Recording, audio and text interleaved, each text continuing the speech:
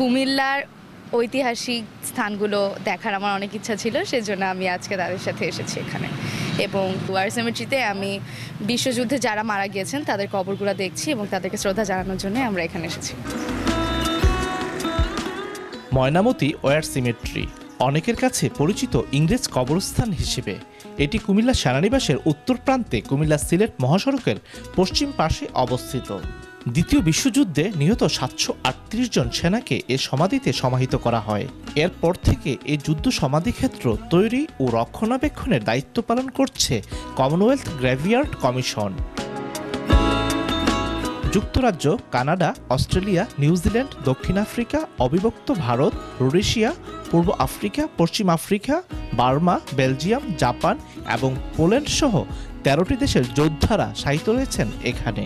তাদের সমাধিফলকে রয়েছে নাম, দেশের নাম ও পদবি। যুদ্ধে আহত সৈনিকদেরকে চিকিৎসার জন্য তারা এখানে ওই আমলে বেস্ট দুইটা ফিল্ড হসপিটাল করে, যেটাকে আমরা মিলিটারি ফিল্ড হসপিটাল বলি।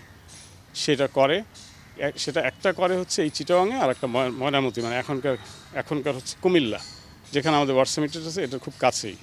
তো এটা মূলত তখন তারা যেটা করছিল যে ওই আপনার ইন্ডিয়া এবং মায়ানমারের যুদ্ধের কারণে যে সোলজাররা আহত হচ্ছিল তাদেরকে ট্রিটমেন্ট করার জন্য তারা এই বেস হসপিটাল দুটো করে এবং তার রেগুলার ট্রিটমেন্ট এখানে চলতে থাকে। তো সেই ট্রিটমেন্টরত অবস্থায় যারা মারা যায় তাদেরকে তারা কবর দিতে শুরু করে এই অঞ্চলেই বিভিন্ন জায়গায়।